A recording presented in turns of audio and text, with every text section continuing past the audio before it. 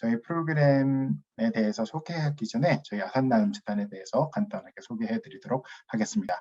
저희 아산나눔재단은 아산 정주영 현대창업자의 서거 10주기를 기념해서 2011년 출범한 공익재단인데요. 저희 이제 조직의 비전은 할 수 있다고 생각하면 이룰 수 있는 세상을 비전으로 가지고 있고, 이를 실현하기 위해서 세상을 변화하는 창업가와 사회혁신가가 도전하고 성장하고 나누는 기반을 만드는 다양한 사업들을 운영하고 있습니다. 저희 아산나눔재단의 사업 영역은 크게 세 가지로 나눠져 있는데요.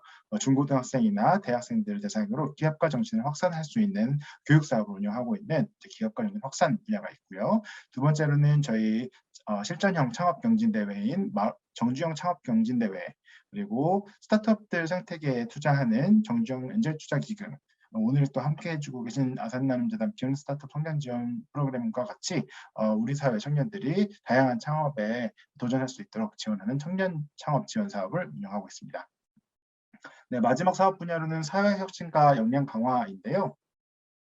네, 이제 저희 비영리 분야 그리고 소셜 섹터의 실무자분들이 리더로서 거듭나기 위해서 교육을 해드리는 아산 프론티어 아카데미 사업이 있고, 또 이 인사이트들을 비영리 생태계와 공유하는 엠프롬, 또 이분들이 함께 동문 활동을 해 나가시는 엔스케어 등 다양한 비영리 생태계 지원 사업을 펼치고 있는 사회혁신과 역량 강화 분야가 있습니다.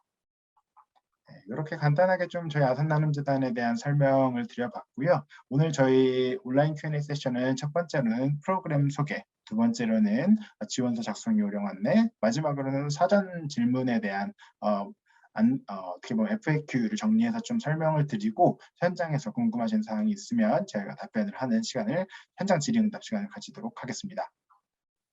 네, 첫 번째로는 프로그램 소개인데요. 저희 프로그램은 이 지속 가능한 미래 사회를 위해 사회 문제 해결에 힘쓰는 비영리 스타트업을 발굴하고 육성하고자 이 사업을 시작하게 되었습니다. 비영리 스타트업들이 만들어내고 있는 사회적인 가치, 성과들을 어떻게 하면 더 키울 것인가, 스케일업 할 것인가에 대한 사업 목적을 가지고 있고, 또 이들이 더 혁신적으로 사업을 함으로써 이런 만들어내는 임팩트를 더 잘 만들어낼 수 있도록 도움을 드려야겠다라는 목적을 또한 가지고 있습니다. 저희의 모집 대상은 비영리 이제 스타트업이라는 말이 좀 생소하실 수 있을 텐데요. 저희는 초기 소규모 비영리 조직들을 사실은 비영리 스타트업이라고 표현할 수 있을 것 같은데, 그 중에서도 저희가 좀 더 수치적으로 제한을 두고 있는 부분은 설립 연한입니다. 그래서 설립 10년 이내의 비영리 조직들만 저희를 지원할 수 있습니다. 근데 이 비영리 조직이라는 게 굉장히 중요한데요. 비영리 스타트업이라고 했을 때 저희가 스타트업이 어떻게 보면 조직의 성격을 구분하는 개념은 아닌지라 비영리 조직이라는 것이 굉장히 중요한데, 이제 비영리 임의단체 혹은 비영리 민간단체, 사단법인, 재단법인, 사회복지법인, 최근에 추가된 비영리 조직인 이 사회적 협동조합까지 이렇게 법인격 혹은 단체의 격을 가지고 계신 조직들만 저희 비영리 스타트업 성장지원 프로그램에 함께할 수 있다는 점을 유의해 주시기 바라겠습니다. 네, 두 번째로는 그 모집 대상을 좀 올해 새롭게 신설한 분야가 있는데요. 이 분야는 기존 비영리 조직의 사내벤처 분사 조직을 지원하는 것입니다. 그래서 이때 기존 비영리 조직은 아까 말씀드렸던 설립연한 10년이 제한이 있지 않고요. 그래서 세워진 지 20년, 30년 된 비영리 조직도 비영리 조직이라면 그 조직 안에서 운영하고 있는 사내벤처 혹은 그 조직에서 별도로 분사한 분사 조직의 경우에는 그 사내 벤처와 분사 조직의 설립이 10년이 되지 않았다고 하면 저희 지원 대상자가 될 수 있다는 점을 또 이번에 올해 새로운 변동 사항으로 알려드리는 바입니다.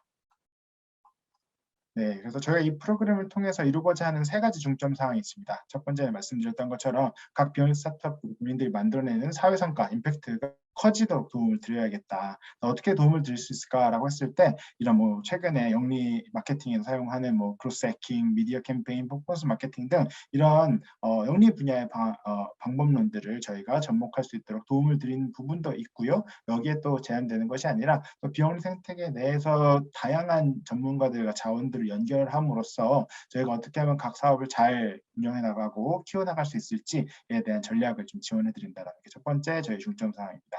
네, 두 번째 중점 사항은 혁신 역량 강화인데요. 이제 비영리 기관들이 조직의 사업을 수행해 나감에 있어서 어떻게 하면 더 기업가 정신을 가지고 데이터를 다룰 수 있는 데이터 리터러시, 데이터 역량을 가지고 사업 운영할 수 있을지, 또 혹은 모금과 관련된 이슈가 모든 비영리 조직은 가지고 있다 보니 모금 전략을 확실하게 가질 수 있을지 등 이러한 비영리 사업 수행 역량을 강화를 시켜드리는 게 저희 사업의 두 번째 중점 사항이라고 할 수 있겠습니다. 네, 마지막으로는 이제 임팩트 측정 관리인데요. 비영리 스타트업들이 사실 어려움을 겪는 것 중에 하나가 본인들이 만들어내고 있는 사회 성과, 임팩트를 어떻게 측정하고 관리해야 되는지를 잘 모르겠다는 점이었어요. 아무래도 초기에 소규모 조직이다 보니까 본인들의 사업을 영위하다 하기에도 굉장히 바쁜데 이렇게 본인들이 하고 있는 성과를 정리하고 측정하고 하는 것이 굉장히 쉽지 않은 일이기 때문이겠죠. 그래서 저희는 이 프로그램 함께하는 기관들은 이런 기관별 맞춤형 성과 지표를 개발하고 측정하는 걸 지원함으로써 기관들이 본인들의 임팩트를 어떻게 관리해 나갈 것인가, 그리고 이 관리된 임팩트를 기반으로 후원자가 됐든 또 지원 기관이 됐든 이런 외부 이해 관계자들과 본인 조직을 어떻게 또 임팩트 커뮤니케이션 할 것인가라고 하는 이런 역량을 키워드려야겠다라고 하는 세 번째 중점 사항을 가지고 있습니다. 저희가 이렇게 세 가지 중점 사항을 이루기 위해서 실제로 어떤 지원 사항을 드리냐가 매우 중요한 이야기겠죠. 첫 번째는 프로젝트 지원금입니다. 그래서 새로운 도약을 위한 프로젝트 지원금 최대 6천만 원을 지원을 하고 있습니다. 저희가 다른 연희 조직 지원 사업과 좀 다른 점이라고 하면은 저희가 이런 프로젝트에 어떤 제한을 두고 있지 않다는 거예요. 본인들 조직이 하고 있는 사업이나 본인들의 조직이 성장하기 위해서 이러한 프로젝트를 했으면 좋겠다라고 하는 제안은 저희가 제한 없이 다양한 아이디어를 모두 제안해 줄 수가 있습니다. 네, 두 번째 내용은 두 번째 지원 사항으로는 성장 자문입니다. 그래서 임팩트 스케일업을 위한 선택형 전문가 자문이라고 적혀 있는데요. 저희 모집 공고에 보면 2021년에 저희 비영 스타트업들 3개 기관의 성과 공유 영상을 보실 수가 있으세요. 그래서 한번 살펴보신 분도 있으실지 모르겠네요. 있을 때 보면은 이 비영리 스타트업뿐만 아니라 함께 나오시는 분들이 저희 이제 이렇게 비영리 스타트업들이 사업을 더 잘해 나갈 수 있도록 자문을 도와주신 성장 파트너 분들이신데요. 비영리 스타트업들이 본인들의 사업 영역에서 가장 전문성을 가지고 있고 잘 아시는 분들이라고 생각하지만 이 사업을 더 잘 해나가기 위해서 외부의 적절한 조언과 또 지원이 있다고 하면 더 효과적인 프로젝트를 만들어 나가실 수 있을 거라고 생각합니다. 그래서 이런 지원을 해줄 수 있는 성장 파트너 분들이 월별로 각 기관의 필요에 따라서 자문을 해드릴 수 있는 시스템을 저희가 좀 마련을 했습니다. 그래서 작년에 함께 해주셨던 멘토분들 외에 이제 어떻게 보면 성장 파트너님들 외에 도너스 그리고 슬로워크, 누구나 데이터 등 이런 비영리 섹터의 아주 기라성 같은 기관들이 비영리 스타트업들을 함께 도웁시다라고 하는 굉장히 미션을 가지고 함께 해주시기로 했기 때문에 올해는 작년부터 더 어떻게 보면 실질적인 도움이 되는 프로그램이 되지 않을까 큰 기대를 가지고 있습니다. 네, 세 번째 지원 사항은 이제 성과 측정 연구인데요. 세 번째 중점 사항 영역이었던 임팩트 측정 및 연구 이 부분을 위해서 저희 한양대학교의 임팩트 리서치 랩이라고 하는 이런 임팩트 측정 연구에 굉장히 저명하신 연구진이신데 이 연구진에서 기관별 맞춤형 성과지표 체계를 개발을 하는 것을 도와줄 뿐만 아니라 이 성과지표 체계에 맞춰서 측정을 하는 경험까지 같이 해주시고요. 그리고 저희 아산나눔지단 홈페이지에 보면 지난해 기관들에게 만들어드린 기관별 맞춤형 사회성과 보고서가 있습니다. 그래서 각 기관별로 본인들이 만들어낸 임팩트를 잘 정리된 보고서까지 발간을 해드리기 때문에 이 세 번째 지원 사항도 나머지 프로젝트 지원금이나 성장지원 자문 못지않게 굉장히 스타트업들에겐 도움이 되는 지원 사항이라고 할 수 있겠습니다. 네, 마지막으로는 저희 재단 자원 연계인데요. 저희 아산나눔지단은 비영리 생태계 지원뿐만 아니라 창업 생태계에서도 지난 10년간 다양한 사업을 운영을 해왔습니다. 그래서 저희 재단에서는 창업지원센터 마루를 서울시 강남구 역삼로에서 운영을 하고 있는데요. 이 기간에 단기 입주 필요에 따라서 이제 단기 입주할 수 있는 혜택도 드리고 있고요. 또 저희가 스타트업들을 위해 주어지는 다양한 인센티브들, 베네핏들을 함께 사용하실 수 있도록 이렇게 지원을 할 예정입니다.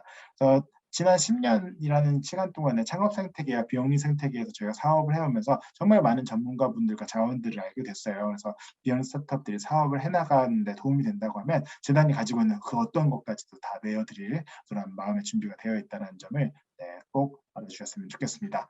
이렇게 주요한 4가지 지원 사항이고 연중 상시로 저희가 사실 프로젝트 진행을 위함이라면 저희가 필요한 지원을 아끼지 않는 어떻게 보면 1년 동안에 함께 달리는 러닝메이트가 되어드릴 프로그램이라는 점을 꼭 강조드리고 싶습니다. 네, 이렇게 선발하는 과정에 대해서 좀 설명을 드리자면 지난 1월 25일부터 저희가 참가 모집을 시작을 했고요. 다음 주 이제 벌써 일주일밖에 남지 않았네요. 그래서 2월 22일 오후 1시까지 참가 접수를 진행할 예정입니다. 이렇게 열심히 써주신 서류인 만큼 재단에서도 꼼꼼하게 서류를 검토하여서 3월 3일에 서류 심사 결과를 발표할 예정이고요. 이렇게 서류 심사에 합격한 기관을 대상으로 저희가 현장 실사를 진행합니다. 현장 실사는 일주일 동안 각 기관과의 스케줄 조정을 통해서 방문을 드리는 예정이고요. 그리고 면접 심사를 3월 18일에 진행하게 됩니다.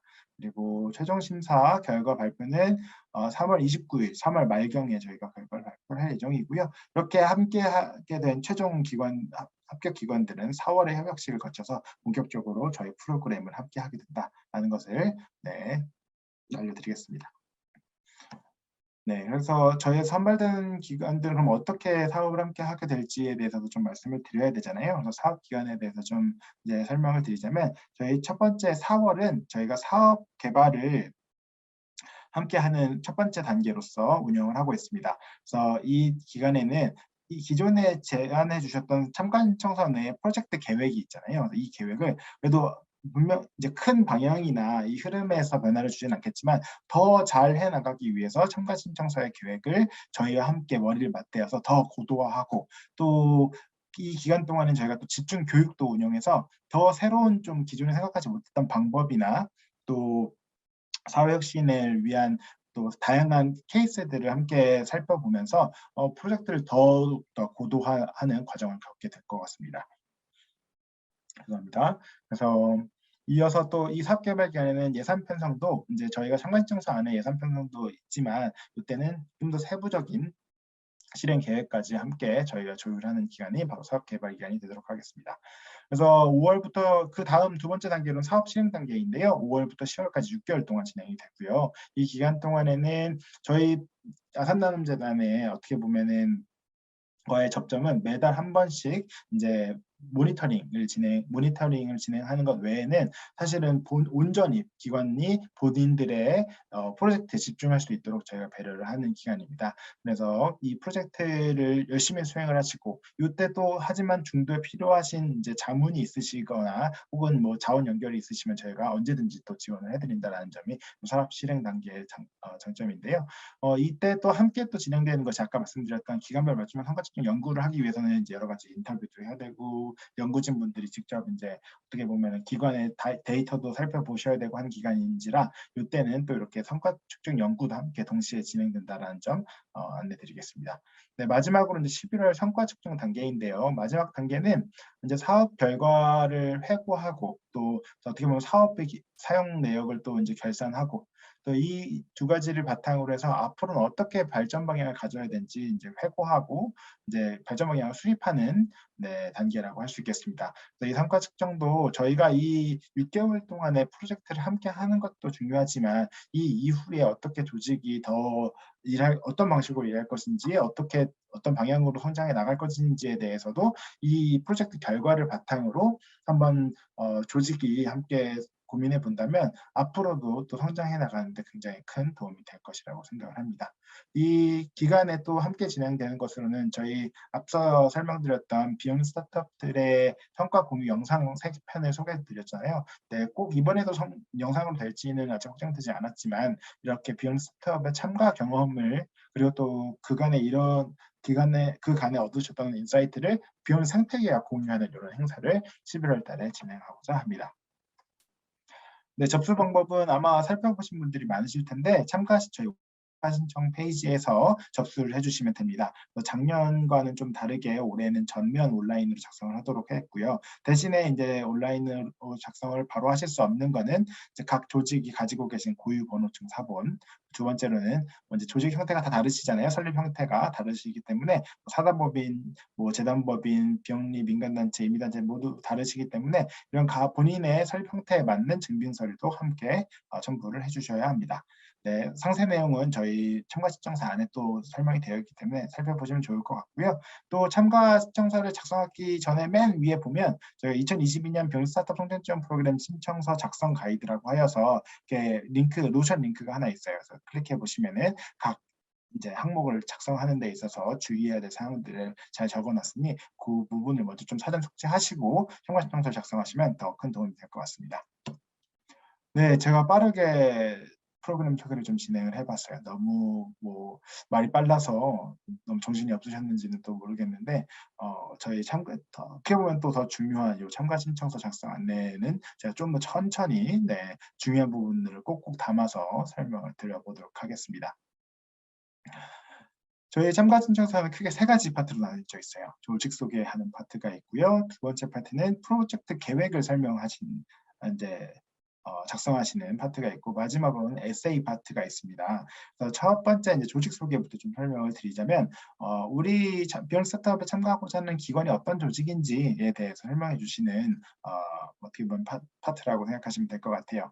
근데 이렇게 좀 문서를 작성하시다 보면은 원래 이제 고등학교 때도 저희가 공부하거나 시험 공부 같은 거 할 때 보면 선생님들이 많이 하시는 말이 문제에 답이 있다라고 말씀하시잖아요. 근데 저희 참가 신청서 이거 쓰실 때 문제를 깜빡하고 놓치기가 쉬우신데 제가 놓치셨을까봐 한번 문제를 읽어봐 드리고 또 이 안에 어떤 힌트가 숨겨져 있는지 한번 말씀드려 보겠습니다. 그래서 이 조직 소개에 대한 문제는 저희가 어떻게 적혀 있냐면 본 프로그램은 기관의 비전 미션과 조직 운영 체계가 정립된 성장 단계의 스타트업을 대상으로 합니다. 신청기관의 특징과 강점을 잘 드러내어 작성해 주세요 라고 되어 있습니다. 네, 여기서 중점은 제가 성장 단계의 비전 스타트업을 선발하고 있다는 점이에요. 그래서 기관의 비전과 미션, 조직 운영 체계가 정립되어 있다는 것은 본인의 조직이 해결하고자 하는 사회 문제, 그리고 그 사회 문제를 해결하는 솔루션, 이 두 가지는 확정이 된 조직이라는 얘기입니다. 그래서 비영리 스타트업이라고 했을 때는 모든 소규모 초기 비영리 조직을 해당할 수 있겠지만 제가 성장 단계 비영리 스타트업이라고 하는 것은 기본적으로 본인들이 어떤 문제를 해결하고자 하고 그걸 어떻게 해결하겠다라는 아이디어는 확정이 된 비영리 임의단체 이상의 이제 단체 혹은 비영리 법인이셔야 된다는 것을 다시 한번 강조하여 말씀드립니다. 그래서 아직 이제 어떻게 보면 아직 조직화가 되지 않은 팀 같은 경우는 저희 프로그램의 지원 대상으로 보기 좀 어려운 부분이 있습니다. 그래서 이렇게 조직 소개 같은 경우는 6가지 하위 카테고리로 나눠져 있는데요. 설립 배경, 비전 미션, 해결하고자 하는 사회 문제, 주요 사업, 사회 성과 및 이펙트, 조직 구성원 이렇게 작성을 하도록 되어 있는데요. 이렇게 지금까지 조직의 어떤 사회 성과나 어떤 배경들을 그런 정량적 지표와 정성적 스토리텔링을 잘 함께 버무려서 작성해 주시면은 아주 뛰어난 조직 소개가 될 것이라고 생각을 합니다. 또 조직 역량과 전문성을 잘 드러내서 왜 우리 조직이 얼마나 이런 뛰어나고 잘하는 부분이 있는지에 대해서 그것을 중심으로 간결하게 작성해 주시면 저희가 조직을 잘 판단하는 데 도움이 될 것 같아요. 저희가 각 카테고리마다 자수 제한을 두었고 사실 정말 길지 않게 자수 제한을 두었는데요. 작성할 수 있는 자수가 적은 만큼 정말 마지막으로 말씀드렸던 이런 특징과 장점을 중점으로 간결하게 작성해 주시면은 더욱더 매력적인 조직 소개가 될 것 같습니다. 두 번째는 이제 프로젝트 계획입니다. 얘도 마찬가지로 제가 한번 문제를 읽고 힌트를 드려보도록 할게요. 본 프로그램은 사업과 조직의 빠른 성장과 임팩트 확장을 준비한 팀을 대상으로 합니다. 조직 내 공유된 성장과 확장의 의미를 되돌아보고 조직의 혁신성 향상 및 사회성과 도약을 위한 기 전체 사회계획을 아래 항목에 따라 설명해 주세요. 해당 사업의 수행기간은 본 프로그램에 참여 기간이 포함되어야 합니다. 라고 되어 있네요. 여기서 제가 드릴 수 있는 힌트는 빠른 성장과 임팩트 확장입니다. 저희는 2022년 한 해 약 7개월 정도의 사업 기간을 가지고 있는데 이 사업 기간 동안에 어떤 빠르게 가설을 검증하고 그 실험 결과를 바탕으로 학습점을 도출해서 그걸 다시 한번 프로젝트 가설을 고쳐서 새로운 도전을 해보는 이런 빠른 실험과 검증 단계를 운영을 할 예정이에요. 그래서 본인들이 얼마나 그렇게 빠르게 성장하고자 하는 의지가 있는지 라는 부분을 잘 설명해 주시면 좋을 것 같고, 두 번째로 임팩트 확장에 대한 내용을 조금 설명드리자면, 임팩트 확장에 대해서 좀 더 이제 협의적으로 이해하시는 분들이 제법 있어서 좀 제가 설명을 덧붙입니다.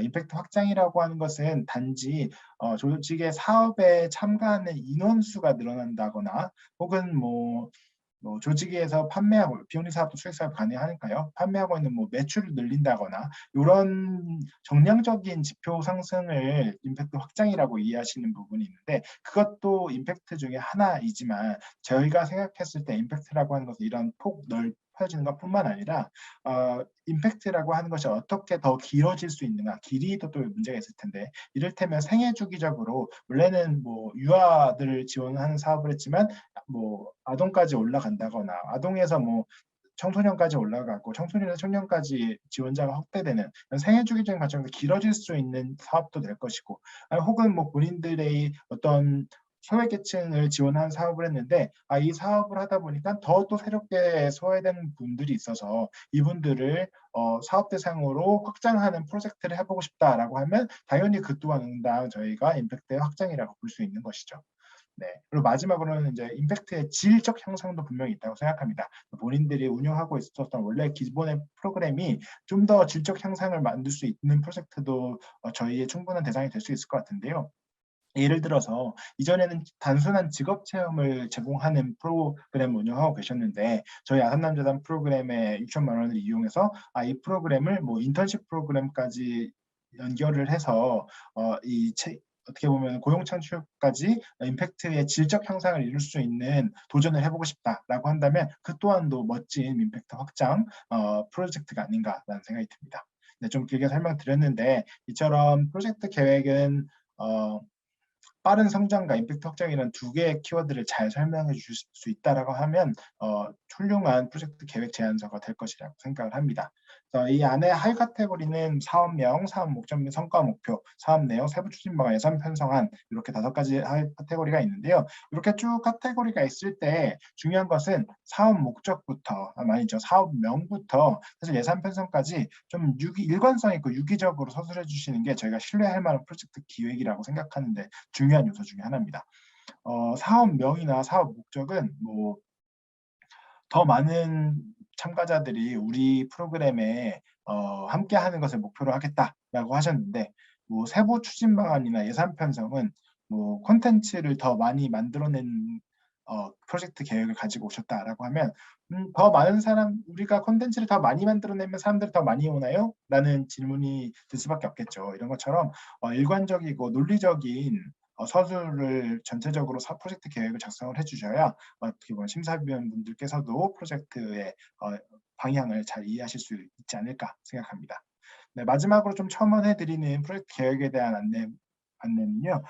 저희가 프로젝트는 2022년 안에 종료가 됩니다만, 이 프로젝트가 만들어내는 임팩트까지 저희가 올해까지만 측정하는 것은 아니겠죠. 그래서 저희 프로젝트를 통해서 조직이 어떤 성장 자산을 남길 수 있으며, 또 이 일을 통해서 사업적으로는 얼마나 장기적으로, 중장기적으로는 어떤 사회적 임팩트를 만들 수 있다라고 하는 것까지 잘 설명을 해주신다면 조금 더 매력적인 프로젝트 계획이 되지 않을까, 그렇게 생각을 합니다. 네. 그리고 저희 프로젝트 계획에서 조금 예산 편성에 관련된 부분을 세부적으로 설명드려보려고 하는데요. 저희가 6천만 원에 최대 6천만 원까지 지원을 한다고 말씀을 드렸잖아요. 이랬을 때 저희는 기존 사업을 확대한다거나, 신규 사업을 파일럿 테스트한다거나, 비즈니스 전환한다거나, 이런 새로운 도약을 하는 데 프로젝트 사용비가 지원이 되어야 되고요. 그래서 기본적으로는 목적 사업을 위해서 비용이 집행되는 것이 원칙입니다. 목적 사업을 위한 비용으로서 저희가 프로젝트 지원금을 드리는 거고요. 하지만 저희가 작년에서 또 올해 좀 달라진 부분은 프로젝트 담당자에 한해서 인건비를 최대 1,400만 원까지 지원을 해드린다라는 점입니다. 그래서 저희가 7개월을 200만 원 기준으로 1,400만 원의 인건비를 지급을 하고요. 요 이외에 저희 프로젝트 책임 인력 외에 다른 상근직이나 다른 인력 조직의 인건비를 저희 프로젝트 지원금으로는 사용할 수 없다는 점, 네, 명심해 주시기 바랍니다. 네, 그리고 저희 예산 편성을 하실 때 저희가 또 중점적으로 보는 내용 중에 하나는 목적 사업으로 얼마나 비용을 잘 편성했느냐는 정말 기본적인 내용이고, 어떻게 보면 저희 프로그램의 특성을 좀 잘 이해하고 논리적으로 예산 편성을 했느냐가 중요한 것 같아요. 저희 프로그램 차별적인 이런 지원 방식은 무엇이냐면, 다른 비영리 조직 지원 사업과는 다르게 사업 수행 목적이라면 외부 용역비가 사용이 가능합니다. 그래서 개발자 없는 조직이면 조직의 어떤 새로운 플랫폼 제작을 위해서 개발 용역을 맡길 수 있는 거고요. 조직에 디자이너가 없다고 했을 때는 디자인을 위해서 외부 용역을 맡길 수 있습니다. 또 조직의 어떤 뭐 전략이나 방향성, 모금 등을 위해서 컨설팅이 필요하다라고 했을 때는 이런 컨설팅으로서 비용을 집행을 할 수도 있는 것이죠. 그래서 다른 사업과는 달리 이런 외부 본인 조직에 없는 역량이라고 했을 때 이런 외부 용역을 통해서 빠르게 본인들의 부족한 부분을 채워나갈 수 있는 예산을 사용하실 수 있다라는 점이 조직의 차별성을 제가 좀 안내를 드립니다. 나머지 안내 사항은 이제 저희가 예산으로서 사용할 수 없는 금액 이제 항목들에 대해서 좀 설명을 드릴게요. 그래서 저희 조직의 자산 가치가 증가하는 자본적 경비, 이제 뭐 어떤 부동산을 구입한다거나 시설 구입한다거나 이런 것들은 자본적 경비들은 사용 불가능하시고요. 또 아까 말씀드렸던 뭐 직원 인건비, 그러니까 책임자 외에 다른 인건비, 다른 인력의 인건비와 사무실 임차료, 공과금, 차량 유지 관리비 이런 것들은 사업적으로 직접적으로 사용되는 목적 사업비가 아니기 때문에 관리 운영비로 생각하여서 저희 예산을 사용하실 수 없습니다. 네, 그리고 기부금, 상금, 격려금 등 현금성 지출 경비도 사용할 수 없습니다. 제 프로젝트 제안하신 분들 중에서 공모전을 열겠다라고 하신 분들 꽤 있는데, 공모전 상금을 저희 재단 사업비로 사용하고 싶다, 프로젝트 지원금을 사용하고 싶다라고 했을 때는 이 항목 때문에 불가능합니다. 그래서 컨테스트를 여는데 다른 재반 비용들을 저희 비용으로 사용하시는 건 가능하나 상금을 저희 비용으로 사용할 수는 없다는 점 다시 한번 확인을 드리고요. 그 다음으로는 뭐 사업 목적 달성과 직접적인 연관이 없는 뭐 단기성 해외 방문 경비, 그리고 조직 뭐 총회, 대의원회, 창립 기념일 행사 등 이런 조직 내부 행사에 관련된 경비도 저희 지원금으로 사용하실 수 없습니다. 네, 마지막 영역을 이제 파트를 또 설명드릴 수 있게 됐네요. 여기 에세이에는 저희가 두 가지 문항을 가지고 있고요. 첫 번째 문항은 지원 동기 관련된 문항이고, 두 번째 문항은 조직 역량 진단에 대한 부분입니다. 이 또한 문제의 답이 있다 보니 제 문제 한번 읽어드리고 거기에 대한 좀 부연 설명을 드리도록 하겠습니다. 첫 번째 문항은 이 본 프로그램은 참여팀이 비영 스타트업의 혁신성 강화와 성장 지원이라는 사업의 취지에 공감하고 지원 방식을 정확히 이해하는 것이 중요합니다. 본 프로그램에 대한 이해도와 조직의 적합성을 중심으로 지원 동기 작성해 주세요라고 되어 있어요. 그래서 이 부분은 아까 예산 사용에 대해서도 좀 강조드렸던 부분인데, 이 사업과 본인 조직이 어떻게 잘 어울리는가. 저희 다른 비영리 조직 사업, 지원 사업이 아니라 아산남자라는 비영리 스타트업 성장 지원 프로그램에 대한 이 프로그램이 왜 우리 조직과 잘 맞는가에 대한 이런 프로그램 핏을 이 지원 동기 안에서 잘 드러내 주신다면 훌륭한 에세이가 되지 않을까 싶고요. 사실 이 에세이도 자수 제한이 많지 않아요. 그래서 이 안에는 정말로 이 프로그램에 참가하고자 하는 지원 동기와 저희 프로그램과 어떻게 좀 더 잘 본인 조직이 맞는지만 잘 간략하게 적어주시면 충분히 작성이 어렵지 않으실 거라고 생각합니다. 네, 두 번째는 문항으로 넘어가 볼까요? 네, 두 번째 문항은 본 프로그램은 비영리 스타트업의 성장을 위한 비재정적 지원으로 전략, 홍보 마케팅, 디지털 역량, 미디어 등 다양한 전문가 자문을 제공합니다. 현재 단체에서 부족한 조직 역량은 무엇인지, 본 프로그램의 지원을 통해 그 부족함을 어떻게 보완할 것인지 구체적으로 설명해 주세요라는 부분인데요. 사실 이 또한 저희 프로그램과 얼마나 적합한 조직인가 많은 것을 좀 살펴보기 위한 에세이 항목입니다.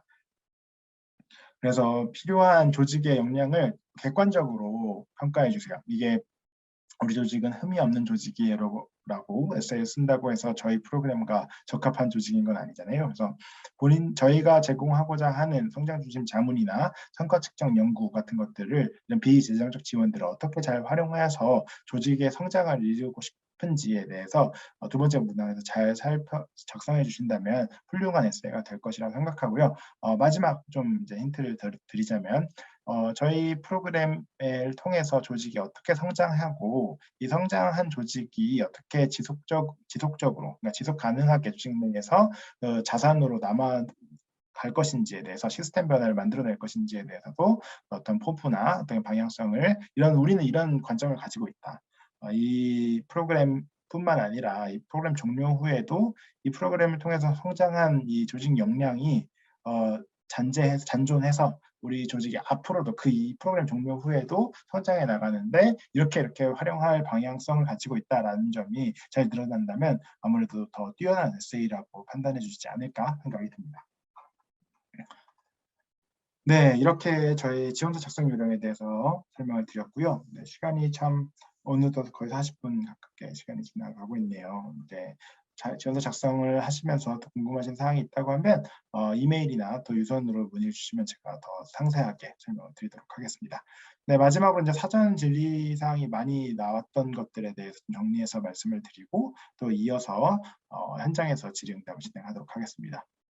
네, 지원 자격에 대한 문의가 제일 많으셨어요. 그래서 소재지가 뭐 부산이다, 제주도다, 강릉이다. 이렇게 지방인데 지원이 가능한가? 지원 가능합니다. 조직이 뭐 상근 직원이 없고 다 비상근 조직인데 지원 가능하냐? 가능합니다. 지휘권 수에 대한 제한도 없습니다. 그리고 매출액이라고 했는데 이제 매출액은 사실 뭐 저희가 작성을 지출 총계랑 수입 총계를 작성하게 되어 있다 보니까 이런 지원 제한 여부가 있는지 대해서 궁금해하시는 것 같은데 저희가 매출이 아니라 이제 수입이 뭐 얼마 이상이고 뭐 목적 사업비 지출이 뭐 일정 금액 이하면 저희가 지원을 안 하는 그런 절대적인 기준치를 갖기 위해서 수집하는 항목은 아닙니다. 저희가 해당 지원하시는 조직이 어느 정도 규모의 전체적인 거시적인 관점에서 어떤 큰 규모를 가지고 있는가 그리고 조직을 지속 가능성을 저희가 좀 판단하기 위해서 어떤 후원이 됐든 지원 사업이 됐든 아니면 자비충당이 됐든 어떤 형태로 조직을 지속 가능하게 운영하고 계신가에 대해서는 저희가 좀 참고적으로 이해하기 위해서 저희가 수집하는 항목이지 수입 총액이나 지출 총액이 조직의 합부를 결정하는 사항은 아니니 어떻게 보면 뭐 10원 단위, 100원 단위 이 정도 수준에서의 금액 차이 때문에 저희가 뭐 나중에 저희 신청서랑 내용이 다르신데요 하면서 떨어뜨리거나 하진 않기 때문에 이 부분을 너무 이제 저희가 나중에 뭐 현장 실사를 함께 한다고 했을 때 큰 수준에서 몇 배 이상 이렇게 차이가 나는 수준의 사실 차이가 있지 않다고 하면 저희 합격 여부에 큰 영향을 주지는 않으니까 너무 걱정하지 않으셔도 될 것 같습니다. 네, 두 번째 자주 물어보시는 지원 자격 관련 문의는 비영리 법인 인가 등록 진행 중인데 지원 가능하냐? 그러니까 비영리 단체 등록 대기 중이라던가 아니면 비영리 사단법인 인가를 이제 대기 중인데 지원 가능하냐라는 부분인데요. 저희가 최소 비영리 임의단체까지 지원 자격을 열어드렸기 때문에 사실 비영리 임의단체 고유 번호증이 없는 조직은 아직 이제 조직화가 되지 않은 조직이라고 생각하고 이제 저희 지원 대상이 아닙니다. 그래서 지금 2월 22일 오후 1시까지 고유 번호증을 제출하실 수 없다라고 하면 안타깝게도 저희 이번 올해 프로그램 대상자는 아니라는 점 다시 한번 확인드리는 부분입니다. 네, 세 번째 자주 하는 질문은 타 정부 지원 사업에 대한 참여 중인데 이것도 중복 지원이 가능하냐라는 부분이고요. 비영리 조직들이 요즘에 이제 사회적 기업으로서 이제 좀 활동하시다 보니까 정부에서 사회적 기업 지원을 받으시는 경우가 있는 것 같아요. 그래서 이런 기관들 같은 경우는 저희랑 중복 지원하는 것에 전혀 문제가 없다. 그래서 타 재단이나 혹은 타 정부 지원 사업에서 지원을 받고 있다고 해서 저희 프로그램 지원을 안 되는 것은 전혀 아니다라는 점 설명드립니다. 네, 그리고 이제 프로그램 지원 방향에 대해서 좀 질문을 많이 주셨는데, 프로그램의 지원 방향과 구체적인 예시, 그리고 혁신성의 향상과 임팩트 확장의 개념 이렇게 많이 물어보셨는데, 이건 제가 앞서 좀 설명을 많이 드렸던 부분인 것 같고, 이것을 가장 좀 잘 명확히 드러내는 거는 저희 2021년 참가기관이 함께 해주신 이제 비영리 인사이트 공유 영상 저희 아산남재단 유튜브 채널에 가면 보실 수 있으니까요. 네, 요 3개의 영상을 좀 한번 살펴보시면 이 프로그램이 이런 방향성을 갖고 있구나. 이렇게 임팩트를 확장하는 방법을 도와줄 수 있구나. 이런 프로그램이구나. 라는 걸 이해하는 데 가장 좋을 것 같아서 요 3개의 영상을 추천드리는 것으로 일단 답변을 가름하도록 하겠습니다. 네, 선발 심사와 관련된 2가지 또 질문 사항이 있었는데요. 현장 실사와 발표 심사가 있다 보니까 이 2개에 대해서 좀 세부적으로 궁금하신 부분들이 있는 것 같아요. 그래서 현장 실사 같은 경우는 저희가 두 가지 목적을 가지고 있어요. 첫 번째는 참가 신청서의 기재 사항을 확인하는 겁니다. 그래서 실제로 사무실이 있는지, 대표님이 실제로 계신지, 뭐 그런 사항 중에서 정말 저희가 좀 확인해 보고 싶은 사항이 있다고 하면 그런 부분들을 저희가 추가로 좀 확인을 요청을 드릴 것 같고요. 두 번째로 확인하고자 하는 건 이제 조직이 어떤 뭐랄까요? 함께 하고자 하는 조직원들이 어떤 이해도를 가지고 있는가, 대표님만큼의 동기화가 되어 있는가에 대한 부분을 좀 살펴보고 싶은 부분이 있는 것 같아요. 그래서 사실 발표 심사 같은 경우 대표님이 오셔서 발표 너무 잘하시는 분도 많잖아요. 네, 현장 실사에서 조직원들을 만나 뵀을 때 정말 우리 프로그램 함께 하시고 싶으신지, 아니면 이런 거를 대표님이 지원하셨는데 그건 알고 계신지, 이런 모르시는 분들도 있더라고요. 그래서 이런 조직원들도 함께 저희 프로그램에 하고 싶은 거에 할 계획을 알고 있고, 또 그런 것에 대한 의지가, 동기부여가 함께 되어 있는지를 조금 한번 살펴보고자 이렇게 참가 현장 실사를 진행한다는 점을 미리 알려드립니다. 두 번째로 발표 심사는 발표 5분, 이제 심사위원 분들과의 이제 질의응답 10분을 진행할 예정인데요. 그래서 심사 기준은 아무래도 저희가 서류 심사를 하는 기준과 동일합니다. 그래서 프로젝트 계획이 얼마나 잘 구체적이고 혁신적인 계획을 가지고 있는지, 그리고 조직이 얼마나 그 계획을 수행할 수 있을 만한 전문성과 의지와 기업가 정신을 가지고 있는지, 그리고 우리 프로그램의 지원을 통해서 어떻게 얼마나 잘 설정할 것 같은지, 이렇게 좀 세 가지 분야를 중심적으로 심사를 해주시니, 이 부분은 향후에 또 서류 심사 합격한다고 하면은 상세하게 제가 또 안내를 드릴 예정입니다. 네, 이제 마지막 질문인데요. 가장 많이 물어보시는 질문입니다. 선발 경쟁률과 선발 기관 수인데요. 제가 질문이 많이 있으셨는데 저희 온라인 Q&A 오시면 제가 답변해 드릴게요라고 항상 많이 답변을 이제 미뤘던 내용이기 때문에 오셨으니까 이제 답변을 드려야겠죠. 그래서 저희 지난해 선발 경쟁률은 10대 1 정도였습니다. 그래서 작년에는 좀 시범 사업이었고 선발 공고 기간이 짧았는데도 많은 분들이 관심을 가지고 지원을 해주셨어요. 그래서 선발 경쟁률은 한 10대 1 정도라는 점을 말씀을 드리고요. 선발 기관 수는 대신에 저희가 지난해에 비해서 약 이제 2배에서 3배 정도의 규모의 기관을 선발할 예정입니다. 작년에 저희가 3개 기관을 선발했다고 이제 말씀드렸죠. 그래서 이번에 선발하는 조직의 수는 6개에서 최대 8개까지 이제 조직을 선발하려고 하고요. 물론 저희는 적합한 기관이 8개라고 하면 무조건 8개를 뽑을 생각입니다. 네.